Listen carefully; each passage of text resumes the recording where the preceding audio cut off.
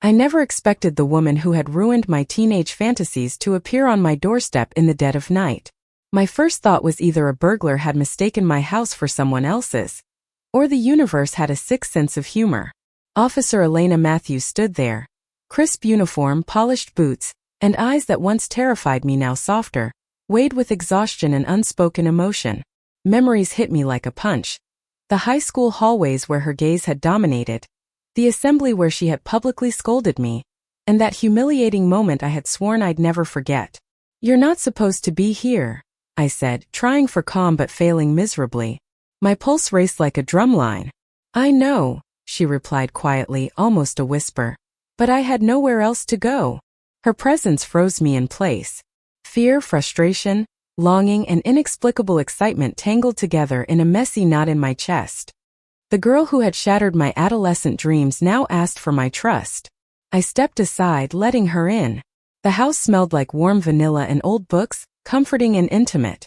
She hung her jacket neatly, revealing a softness in her posture that her uniform had always hidden. Our eyes met, hesitant, loaded with years of unresolved tension. I didn't expect. I trailed, unsure of what words could capture the chaos inside me. Elena exhaled slowly. "I didn't plan this. I know I hurt you back then. But I need someone to hear me. Just for tonight." We sat, the room heavy with unspoken history. She recounted the nights she had walked lonely streets, the cases that haunted her, and the burden of being both authority and young woman with complicated feelings. I shared my own story. How I chased my art, the loneliness, and how her memory lingered like a shadow over my heart. "You were always stubborn," she said, voice soft, teasing yet tinged with regret. "Even when I tried to protect you, you defied me. And you were self-righteous." I shot back, my tone playful, heart thudding. "I thought you hated me." "I did. And I didn't," she admitted, and her eyes softened, glimmering with something deeper. "I thought I was doing the right thing. But part of me admired you. More than I should have." Time slowed as our conversation unraveled years of misunderstanding. Memories of teenage longing, humiliation, and secret crushes resurfaced, but now they were mixed with adult awareness, vulnerability, and a yearning for closeness. "You know," I whispered, "I pretended to hate you all those years, but you loved me?" Elena asked, voice trembling with hope. I nodded.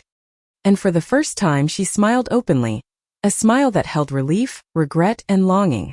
"I loved you too," she confessed, her hand brushing mine, tentative yet electric. We talked until dawn, laughter and tears mingling, confessions spilling like the soft light through the blinds. The tension, the old wounds, the regret, everything dissolved into intimacy. Her presence was no longer frightening. It was grounding, warm, and achingly beautiful.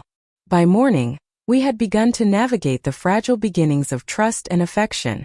She lingered in my apartment, a living reminder that the past, no matter how painful, could evolve into something tender and redemptive.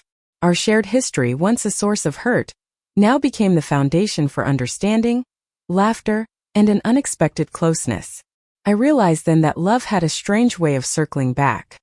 The girl who once shattered my dreams was now standing beside me, quietly asking to rebuild them together. The night had passed, leaving only a new kind of hope, fragile, uncertain, but undeniably real. I never imagined that the very woman who ruined my teenage fantasies of justice and rebellion would come knocking at my door in the dead of night. The first thought that shot through my brain was that I'd either won the lottery in reverse or accidentally offended a very powerful and very armed authority figure. Her uniform was crisp, perfect in every way, almost shining under the porch light. Yet the eyes I had once feared were softened now, tired but searching. Officer Elena Matthews, my high school nemesis turned my worst heartbreak, was standing there, knocking lightly, almost hesitantly. I leaned against the door frame, arms crossed, trying to look calm. I failed spectacularly. My heart betrayed me with a flutter I hadn't felt in years. The girl who had once held my dreams hostage, the one who had exposed me publicly for sneaking into the abandoned warehouse with nothing but curiosity and bravado, was now standing here, inches away from me, under my very roof, with all the authority she once wielded now strangely personal and intimate.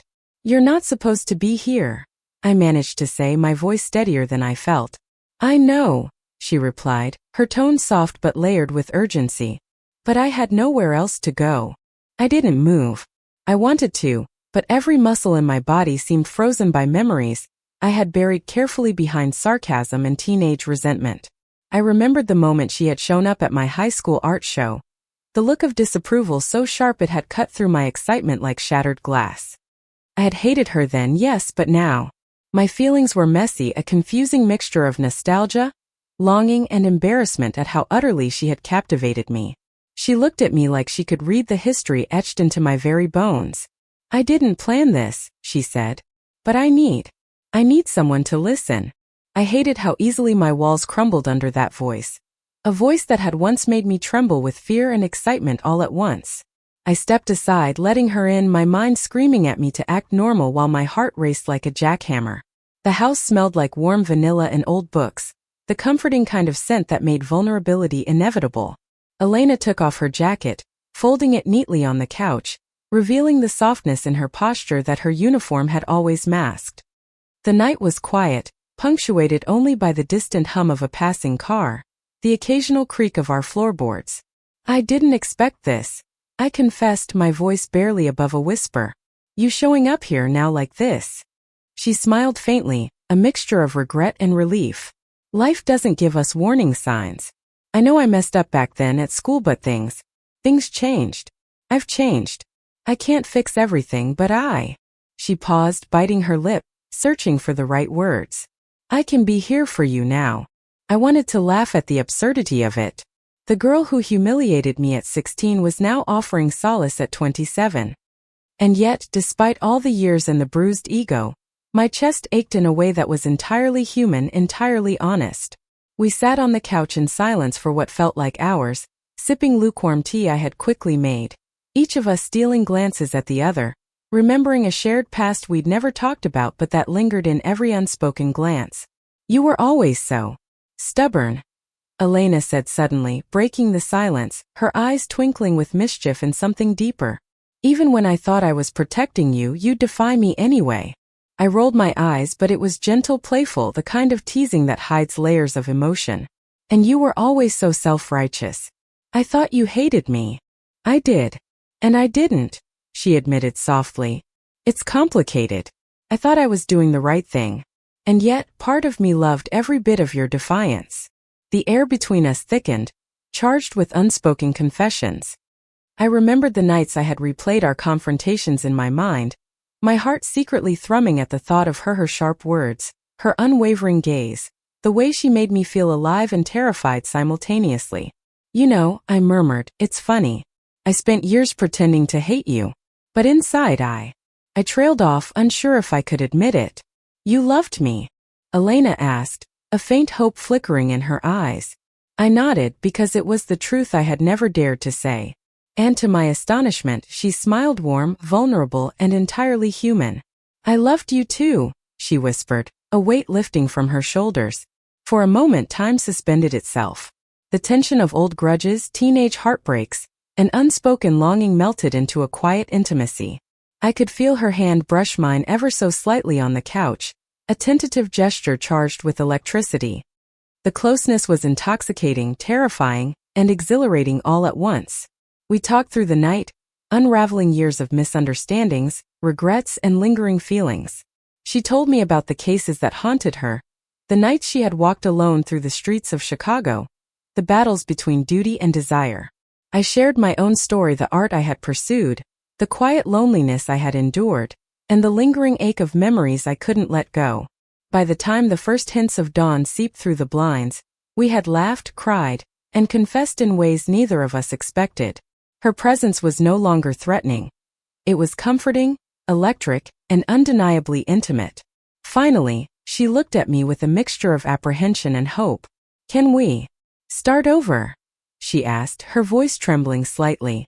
I smiled, a slow, genuine smile that hadn't graced my face in years. "I think we already have," I said, leaning closer, letting the warmth of the morning wrap around us, daring to bridge the gap between past hurt and present possibility. The city was quiet when we finally decided to step out of the cocoon of my apartment and into the crisp morning air. The streets of Chicago were still damp from an early drizzle, and the aroma of coffee from nearby cafes drifted lazily through the empty avenues. I felt Elena's hand slip into mine as if it had always belonged there, and for the first time in decades, the weight of the past seemed light.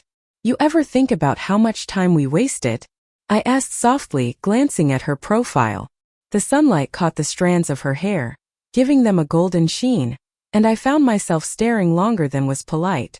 She laughed, a low musical sound that always made my chest ache in a deliciously familiar way.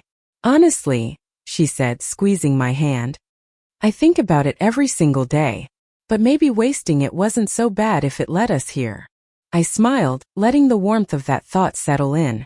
She had a way of saying things that made all the heartbreak and awkward teenage years feel like part of some cosmic plan I hadn't understood until now. We walked through the neighborhood slowly, savoring every little sound, the rustle of leaves, the distant hum of a tram, the quiet conversations spilling from the cafes. Every glance she shot me made me remember why I had been so infatuated with her, why my heart had never truly let go, and why the possibility of a life together now seemed both thrilling and terrifying. When we returned to my apartment, she paused at the doorway, looking back at me. "You know, I could stay like this forever. Just here with you." My chest tightened, but the sensation was sweet, not painful. "I'd like that," I whispered. "But you know me, I'm terrible at forever." "Not anymore," she said, stepping closer, her hand brushing my cheek in a gesture that was at once intimate and protective. Her eyes searched mine, and I realized that the same girl who had once held a badge of authority over me now approached me with nothing but honesty, vulnerability, and the quiet desire to be part of my world. The days that followed were a blend of discovery and rediscovery. We learned each other's habits, the quirks that had never changed, and the tiny details that made us compatible in ways we hadn't imagined. She still left her keys in odd places. I still brewed my tea too strong. We laughed at these things, our laughter weaving into the quiet tapestry of domestic life, softening the edges of all our old anxieties. One evening, while sitting on the couch under the warm glow of the living room lamp, she traced patterns absent-mindedly on my hand. "You know," she said, "I used to think I could control everything. Life, people, outcomes. But I can't. Not really. And I guess I can't control you either. I don't want to. I just..." Her voice trailed, and I leaned into her, resting my head against her shoulder. "You just what?" I prompted gently. "I just want to be with you," she admitted softly.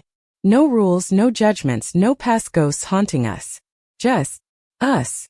I felt tears prick my eyes, not from sadness, but from the sheer weight of relief and joy. "That sounds perfect," I murmured, pressing my lips to the top of her head, feeling the warmth of her skin, the steady beat of her heart. "Us then. Just us." Our nights were spent in quiet intimacy, sometimes talking until dawn, sometimes simply holding each other in silence. There was a comfort in the mundane. Making breakfast together, debating over the best coffee beans, laughing at bad sitcom reruns. And yet, even in these ordinary moments, there was magic, the kind that comes from knowing that every past misstep, every heartbreak, and every lost opportunity had led to this. One late afternoon, Elena suggested we go back to the old high school just for fun. I was hesitant, memories of past humiliation flickering across my mind, but her gentle hand on mine reassured me. "Just to see it from a different perspective," she said. "To see how far we've come."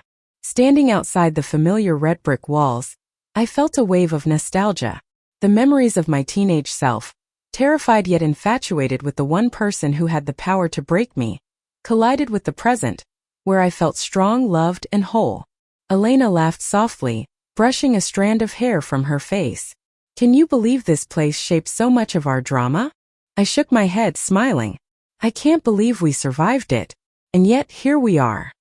Somehow against all odds, still standing. Together." She took my hand, entwining our fingers, and looked at me with an intensity that made my breath catch. "I never want to be apart from you again," she said, her voice steady but filled with emotion. "We've fought for so long, against each other and against ourselves. Now, let's just live." And live we did. The months turned into seasons of shared adventures, quiet nights, and small acts of love that meant everything. We explored the city, traveled to places neither of us had seen, and even adopted a little cat that seemed to choose us as much as we chose each other. There were challenges, of course, past insecurities, the remnants of her demanding job, and my own fears of vulnerability, but we faced them together, armed with laughter, compassion, and the kind of love that had been tested by time and experience. One evening, while watching the sunset from the rooftop of my apartment building, she turned to me, her eyes reflecting the fiery horizon. "I know we can't erase the past," she said, "but we can decide how we live from now on. And I choose you. Every single day." I felt a lump in my throat, the perfect words escaping only in a whisper. "And I choose you."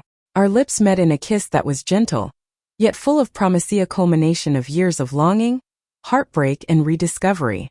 It was the kind of kiss that made the world fall away, leaving only two hearts in perfect harmony. From that night onward, every day felt like a celebration of survival, love, and the magic of second chances. We no longer carried the weight of mistakes, the fear of judgment, or the ghosts of the past. Instead, we had each other, unflinching, unwavering, and utterly devoted. In the quiet moments when the city hummed below and the stars lit our nights, I often found myself marveling at the journey that had led us here. The girl who once shattered my dreams had become the woman who completed them. And in her arms I had found not just love but home. Evenings ended with laughter, whispered confessions, and the gentle certainty that whatever life threw at us, we would face it together. And as I drifted to sleep each night, hand in hand with Elena, I knew that some stories, no matter how painful their beginnings, deserved the happiness of a beautiful, enduring ending. Love, it seemed, had a way of circling back, bringing two lost hearts together, and transforming heartbreak into the kind of joy that lingered long after the sun had risen. And for us, every sunrise was a reminder that we had found what we had been searching for all along: each other. Thank you for listening. Like and subscribe to get notifications about next videos.